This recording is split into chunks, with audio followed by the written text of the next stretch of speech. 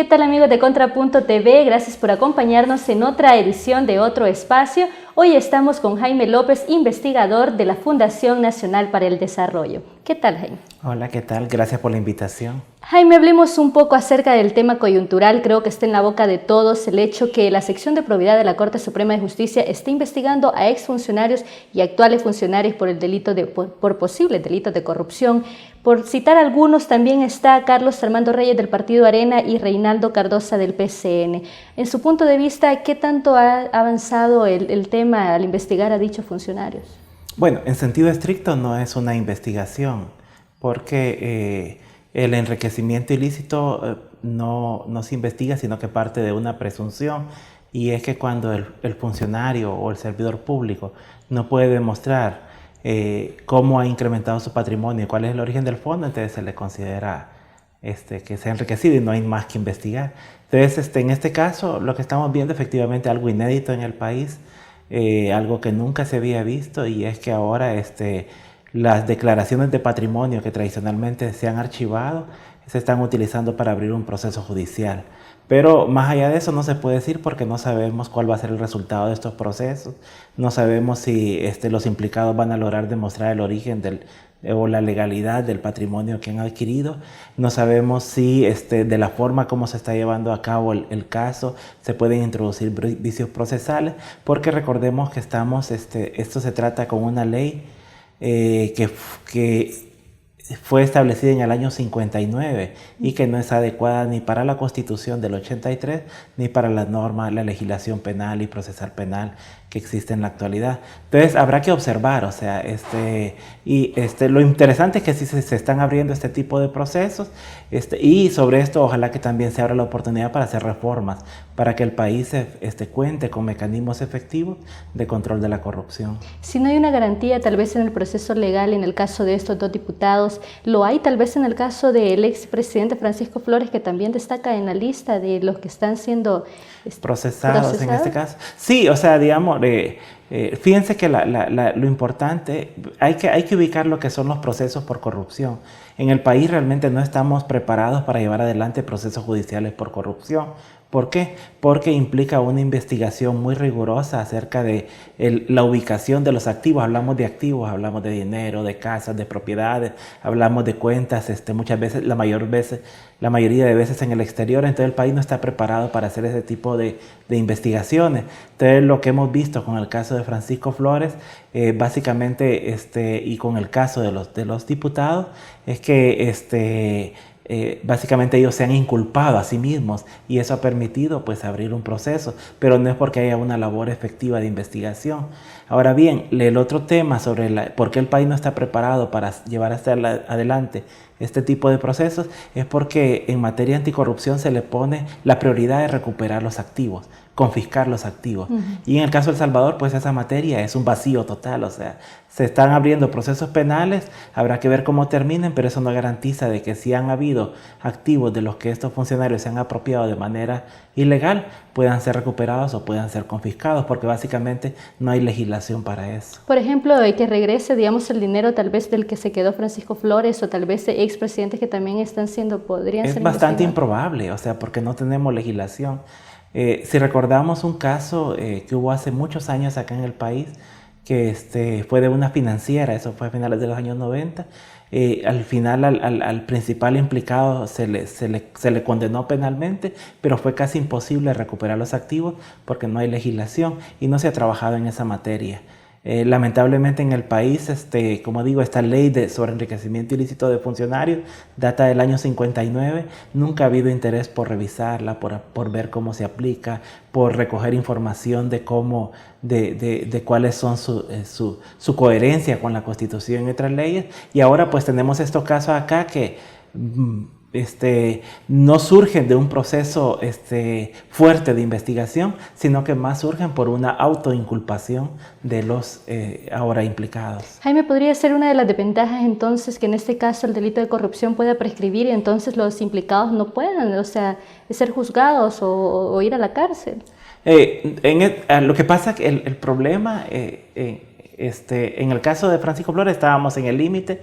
La Constitución, fíjense que la prescripción en el caso de enriquecimiento ilícito está establecido por Constitución y es de 10 años. Y efectivamente, una de las limitantes para que estos casos puedan ser investigados es que fácilmente pueden prescribir, porque en el caso de los diputados, pues ellos están activos, entonces habrá que ver si se les retira el fuero y si se les retira el fuero, si puede iniciar un proceso judicial.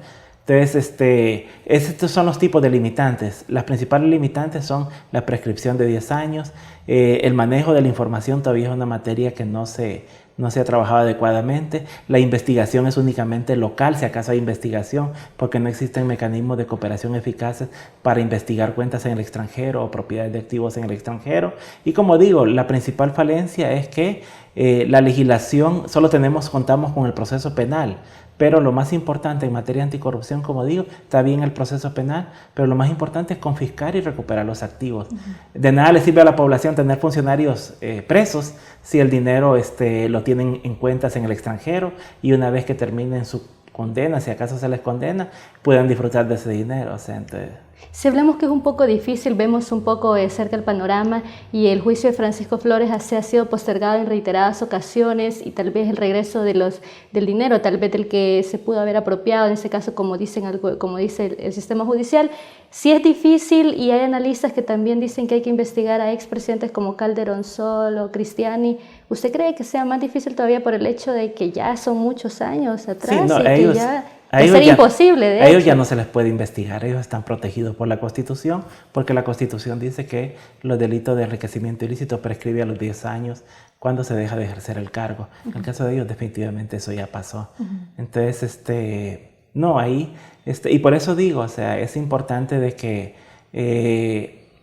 cuando vemos estos casos, digamos, muchas veces la gente, como nunca se han investigado estos casos, muchas veces nos alegramos porque decimos, bueno, por fin, o sea, Exacto. Alguien lo están juzgando y todo eso, pero hay que ser claros, o sea, estos casos tienen una alta probabilidad de que fracasen, porque la legislación no es adecuada, porque hay cosas que no son coherentes, porque no hay una investigación efectiva, y en última instancia, o sea, si se lograra una condena, yo digo, o sea, a la población, ¿de qué le sirve tener funcionarios en la cárcel si los activos no se recuperan?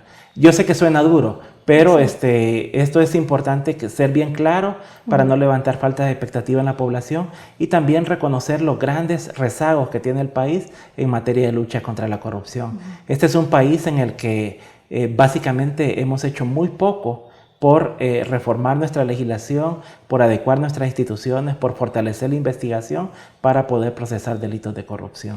Si hay que ser claros con la población, ¿por qué no le contamos acerca del anteproyecto de ley que hay en la Asamblea Legislativa entonces, de la Ley de Probidad, que hasta a mediados de este año no ha tenido mayor avance? Pero, ¿qué le parece si hablamos un poco más al respecto después de esta primera pausa? Ya regresamos. Agenda presidencial.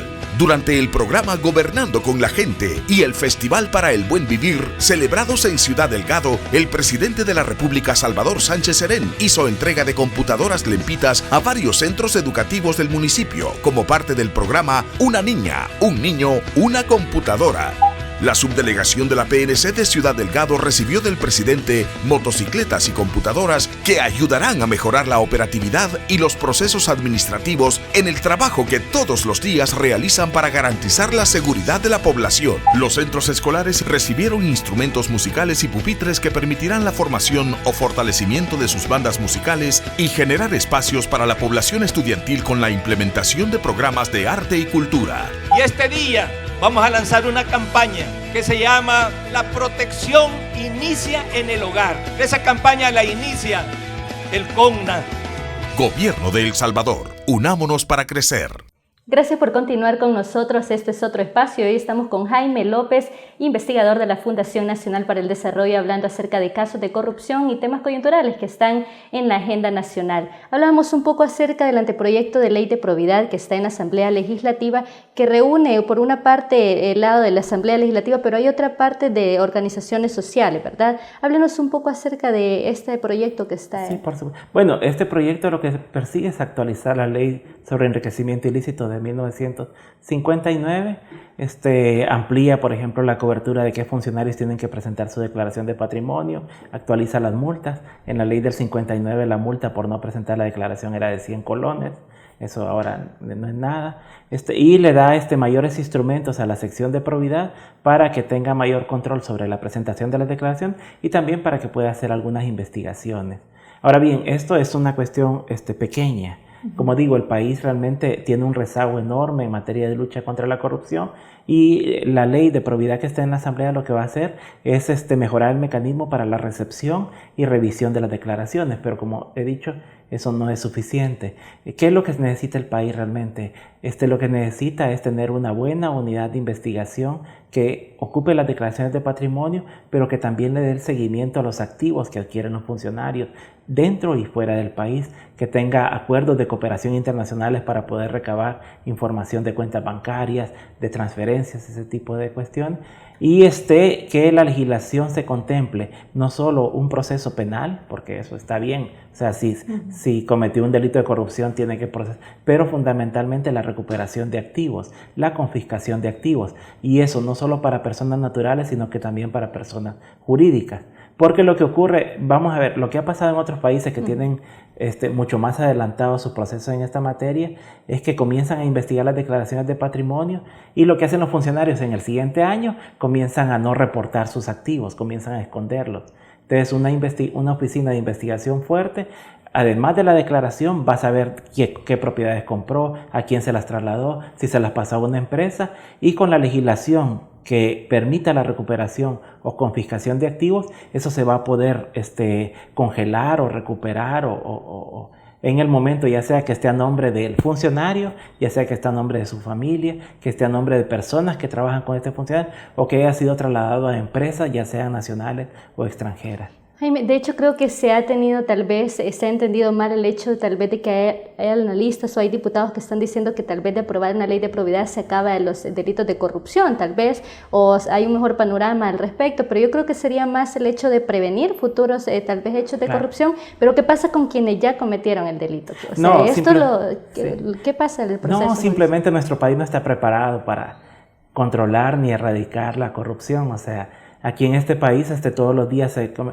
Fíjate que el principal delito de corrupción no es que se roben activos del Estado, sino que el principal delito de corrupción es el soborno, ya sea en forma directa o los apoyos, el intercambio de favores que muchas veces se traducen en financiamiento electoral. ¿Qué tenemos nosotros para combatir eso? Absolutamente nada.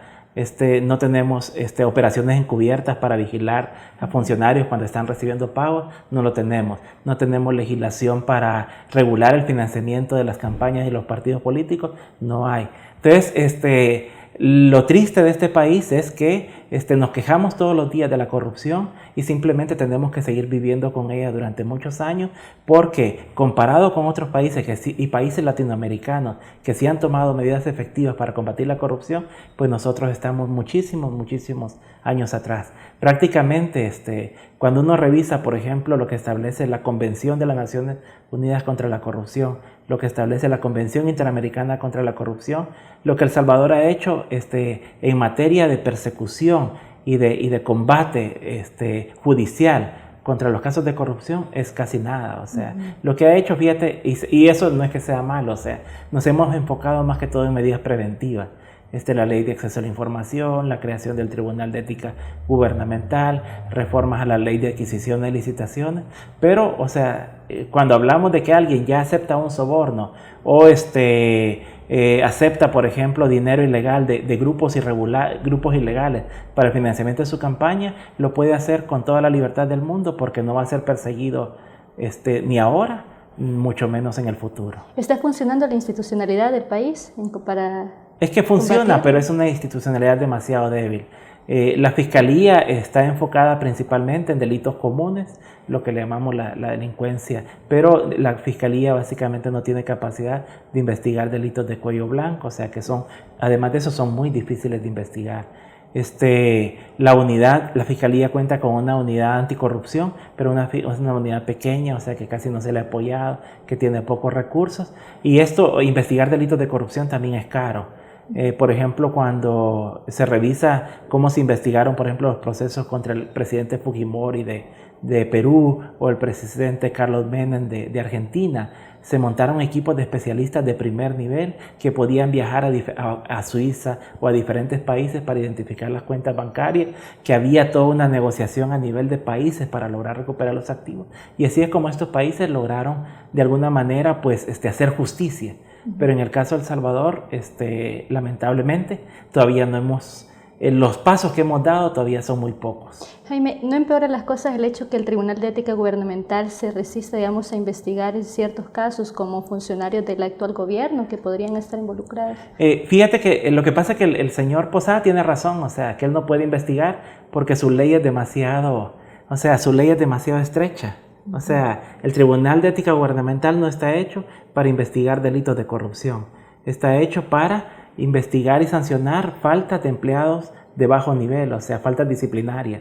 Entonces eso definitivamente, el Tribunal de Ética Gubernamental no puede investigar al presidente, al ministro, todo eso porque el ámbito de discrecionalidad que tienen estos funcionarios es demasiado alto. Y además de eso, como digo, la corrupción no tiene que ver con usar mal un carro o llevarse un carro del estado a la playa o qué sé yo. La corrupción tiene que ver con aceptar sobornos, tiene que ver con aceptar financiamientos ilegales para campaña, tiene que ver con transferencias de propiedades, transferencias de acciones que le dan a los funcionarios como un favor a cambio de que estos emitan licencias, extiendan concesiones, otorguen contratos a diferentes empresas para que éstas hagan negocios de manera ilegítima. ¿Una comisión contra la corrupción en El Salvador? Sí, si fuera de primer nivel, sí, con investigadores de primer nivel y dotada de suficientes recursos, podría ser efectiva. Y buscando, pero también que los procesos sean hechos bajo normas internacionales, porque con la legislación propia no alcanza. Okay. Amigos, esto ha sido todo de Otro Espacio, hoy hablando acerca de temas de corrupción y acerca del panorama general que vive el país para los próximos años. Muchas gracias, Jaime. Gracias a ustedes, encantado. Esto ha sido todo, gracias por estar con nosotros en Otro Espacio, nos vemos a la próxima.